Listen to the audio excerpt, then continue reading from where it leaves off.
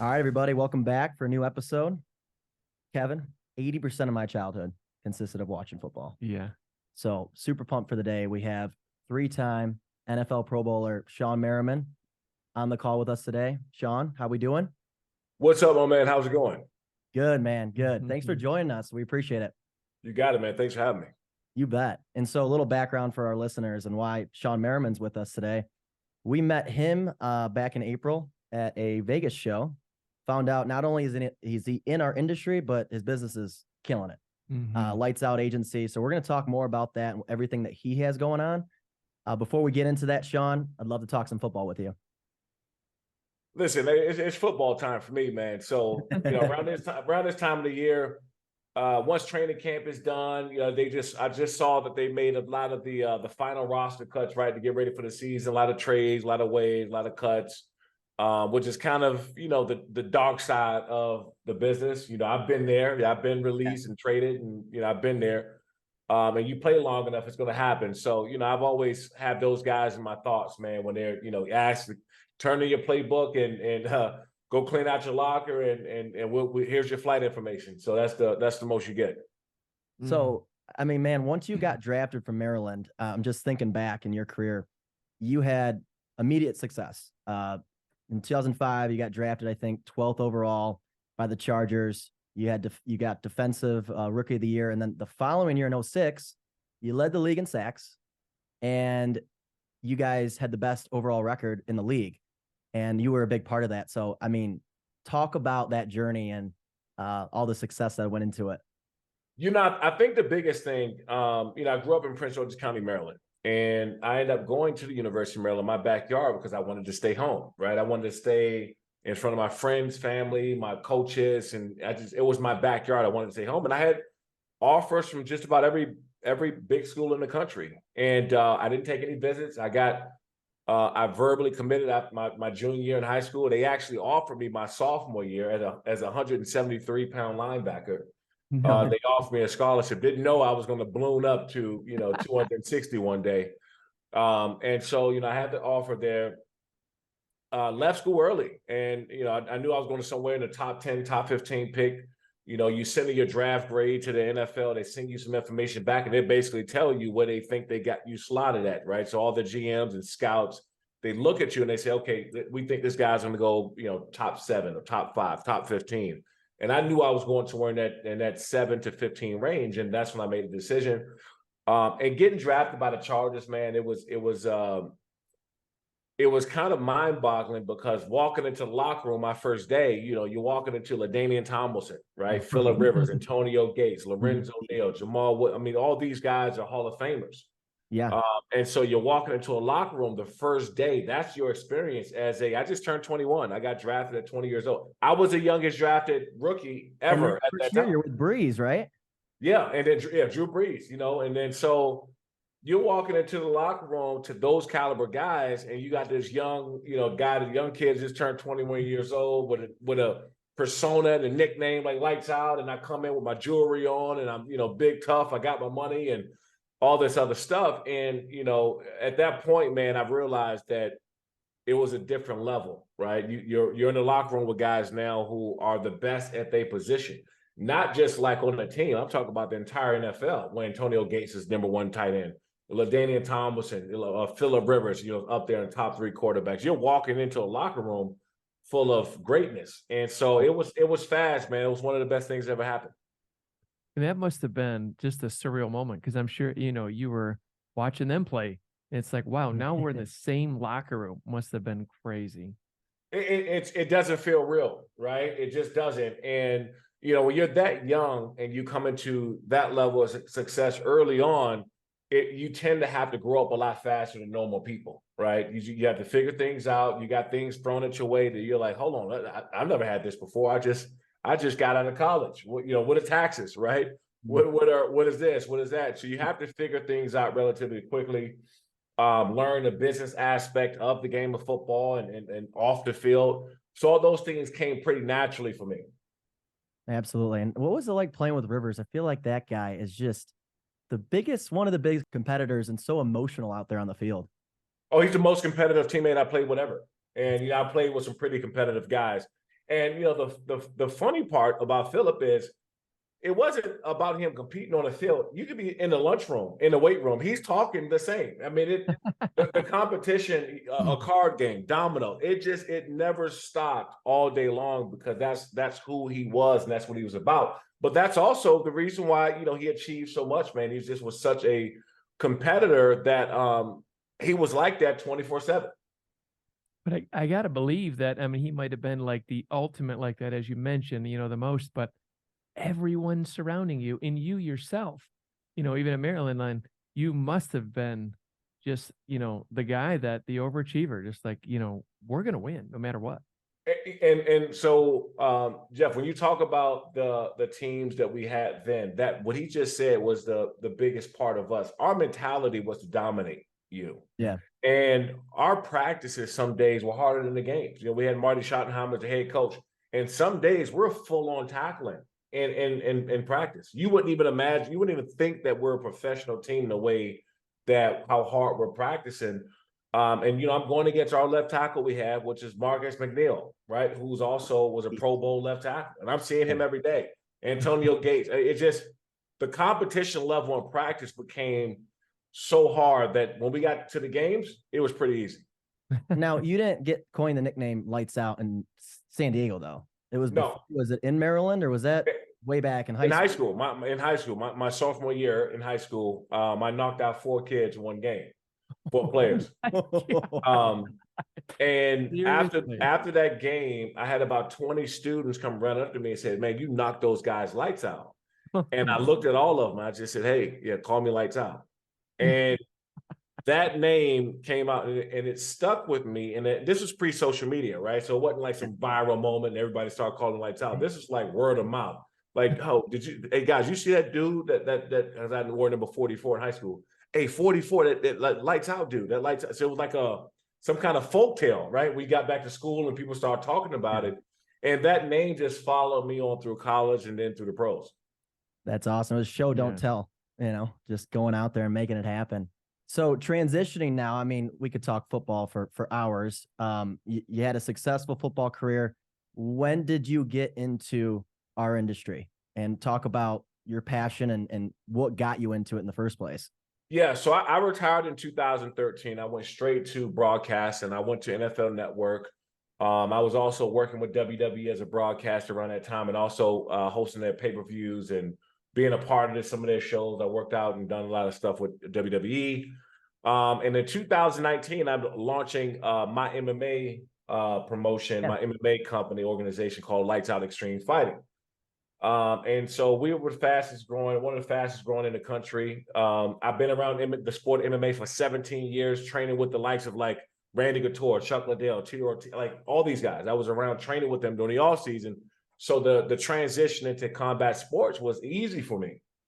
Sure. And so we're killing it. We're growing. We were in like 10 different regions of the country. Now we're at football TV. If you guys don't have football, get it. We are shown in Canada, France, some parts of Spain.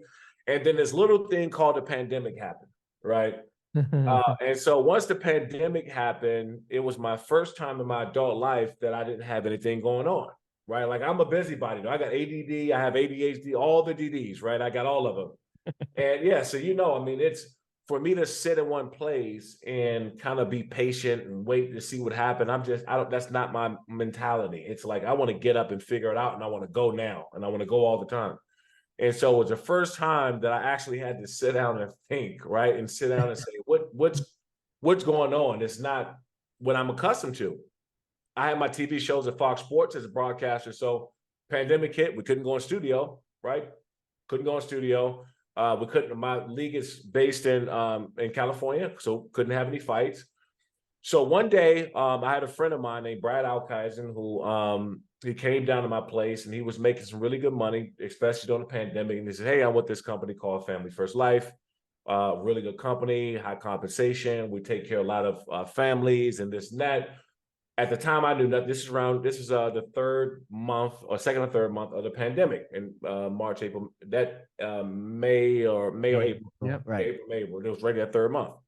And so I even made a joke. I knew nothing about insurance then other than the Lords of London and some of the insurance policies that I had of my own, but I don't know about the insurance business. You know, my agent or my manager say, hey, you need to get this insurance over here. You need $2 million in coverage. Okay, cool, no problem. I'll get it, right? Not a big deal. But I don't know the insurance business.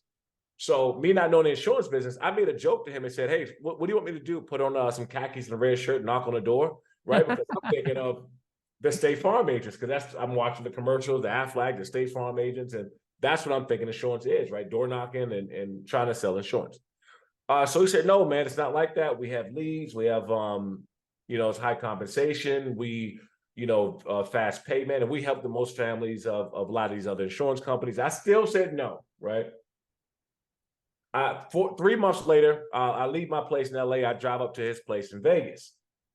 And I go to his house, and he just so happened to sit me down again. He said, dude, I'm doing extremely well in insurance. I said, okay, what's extremely well? Right? What's his house, well? Check his car, yeah. Oh, yeah. And so, he showed me what he showed me, and it was a pretty hefty paycheck. But more importantly, he was showing me these emails and messages from families who were thanking him for helping them get insurance, because a lot of these families got declined, right, from some of these other carriers they tried to go with. And I said, hold on, time out. So you're making this much money and you're helping people. that was my thing. I said, hold on. So your people are thanking you, you're making money and you're helping them out. I said, I really like this business. How do I get into it? Right. Because honestly, man, there's so many ways to make money out here. We all going to eventually make money doing something that we love. There's so many different passive ways and different levels and branches out there. We can all make money. There's very, very few things you can do where you're making money and you're making somebody else feel good about it. You're taking care of their family and you're giving them relief. So at that point in time, I started understanding insurance was a necessity and not a luxury. And I think that the pandemic showed us all that was the case, because before the pandemic, it's like, hey, I'll live till I'm 80 and I'll be fine, and 90 years.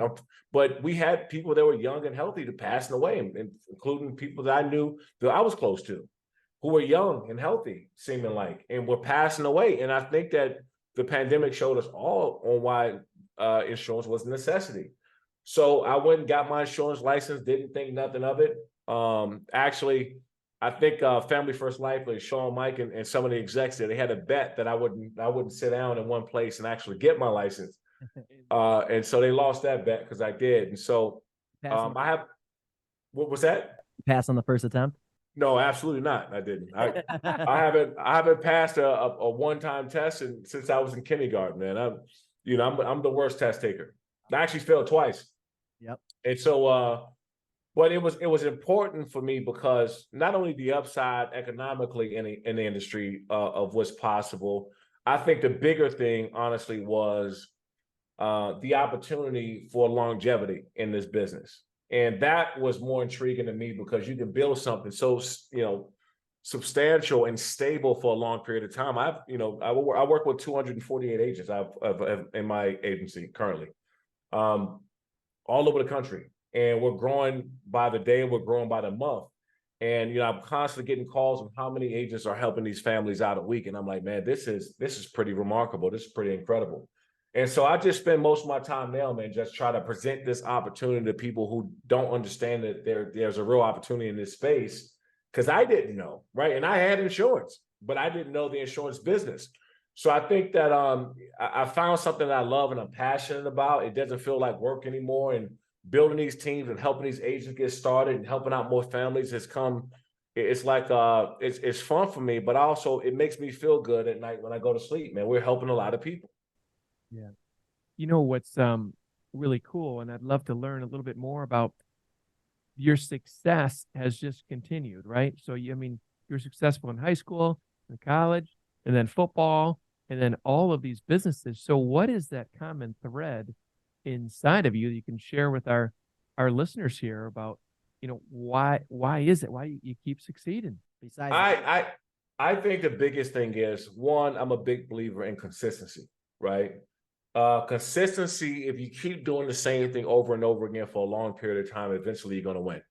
I have that belief in everything. And I don't care if it's in insurance, whatever you do in life, if you're consistent enough, at some point in time, you're going to win.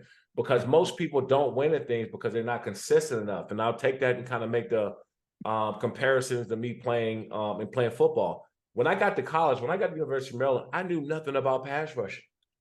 Like, I played middle linebacker off the line of scrimmage my whole entire life. And my coach looked at me and was like, okay, this is what you're going to do today, right? You're going to get out, you're going to rush, pass rush. And I'm looking at him like, coach, how do I do that, right?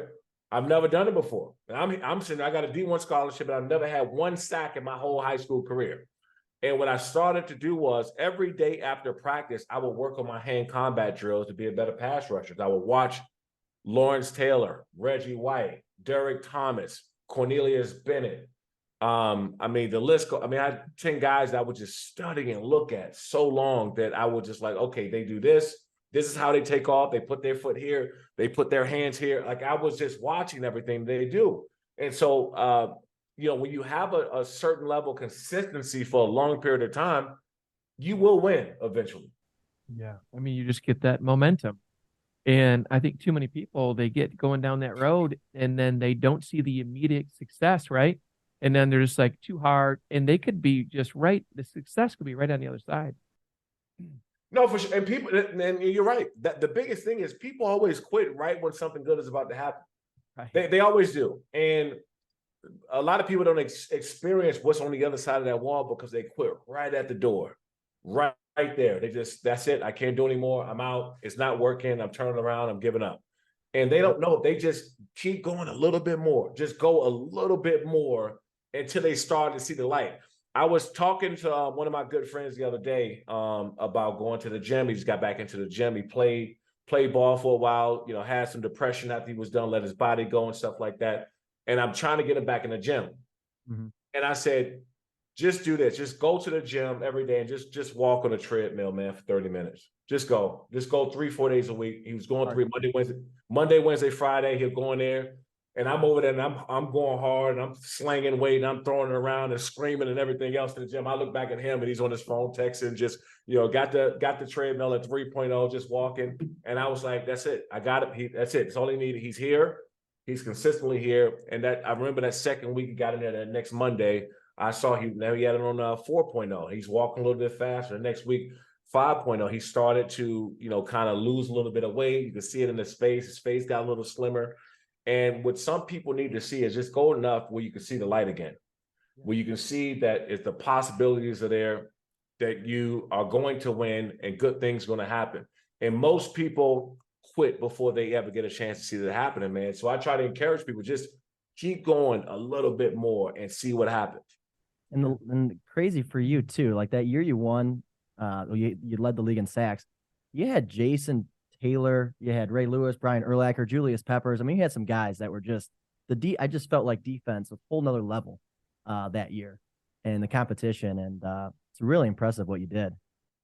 No, I appreciate that, man. And that means a lot because those are some of the guys I look up to, Terrell Suggs, Dwight Freeney, and imagine, I think I was two or three runner up 2 or 3 years back to back in a row for Defensive Player of the Year. And all those guys you named are people and players I looked up to, right? And so I wanted to be considered the best at what I did. And I know in order to do that, I got to surpass them in what they did.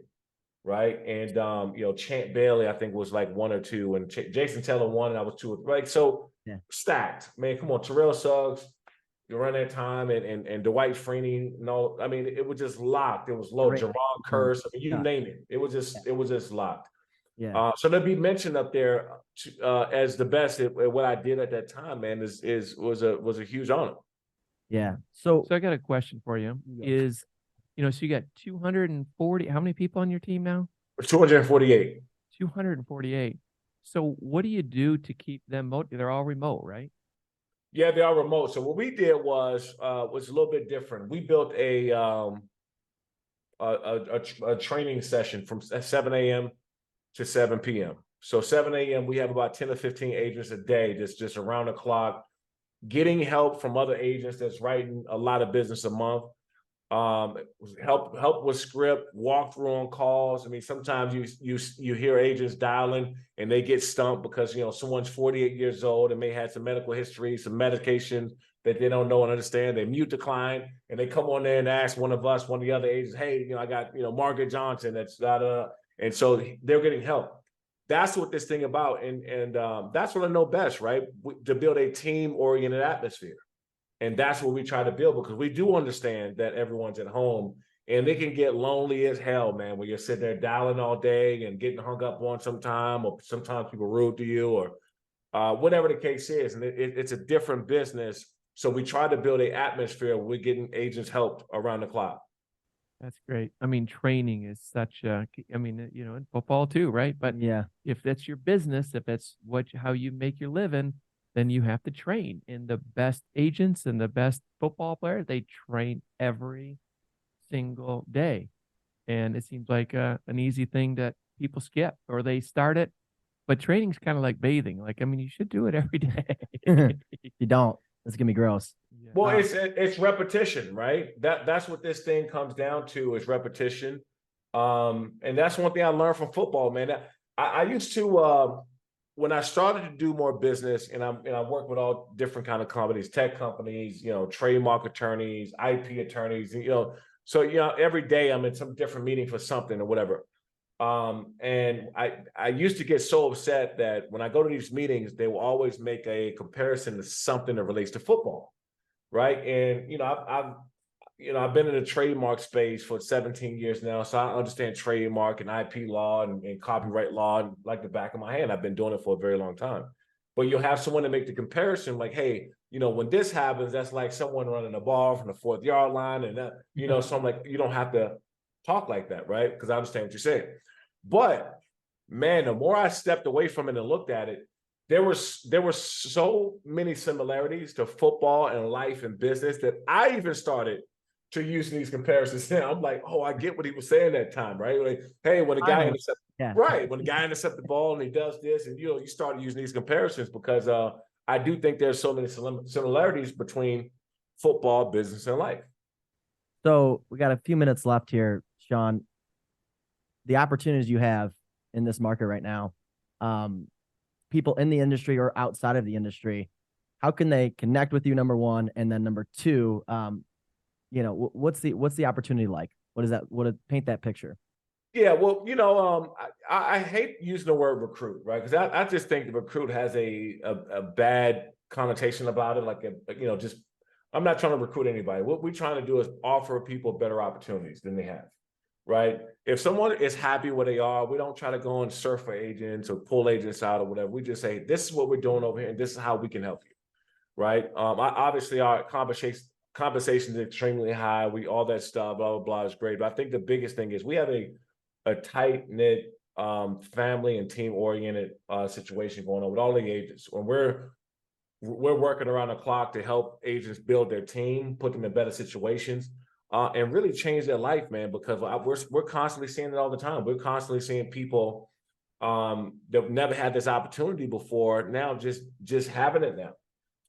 And so, we have 20 grade A carriers that we work with. And we're one of the fastest growing in the country. And so for us, it's just been really cool for more people to come over here. But anyway, you can check me out at lightsoutagency.com for anybody out there that want to reach out for more information and possibly join the team. Check me out, lightsoutagency.com, or follow me and DM me on Instagram or Twitter at Shawne Merriman. And all your handles, Shawne. They're not only educational, but they're very entertaining. So I'll make sure to include them, and we'll include the link as well. Dude, thanks so much for joining us, man. I mean, seriously, legend himself. And hopefully we get you on another podcast soon. Yeah, let's do it, man. You guys got a great thing going on, and really making your way in this industry and reaching out to people. And this football season, we talked about it, but now I get all my junk talking and my trash talking on social media now to Raiders fans, everybody else, and kind of piss off to all the other fan bases. But more importantly, man, I think that with having this platform and outreach, we really are looking to help more agents. And if we can do that and put agents in a better situation to give them a bigger opportunity, we definitely want to work with them. That's great. Well, I'm sure you'd be an inspirational leader there and it certainly shows how fast you've grown your agency. So congratulations on all of your success. So awesome to have you. And yeah, look forward to seeing you again. You got it, man. Thanks for having me. All right, Absolutely. thanks. Thanks, Shawne. All right, guys. Appreciate it. You bet. All right.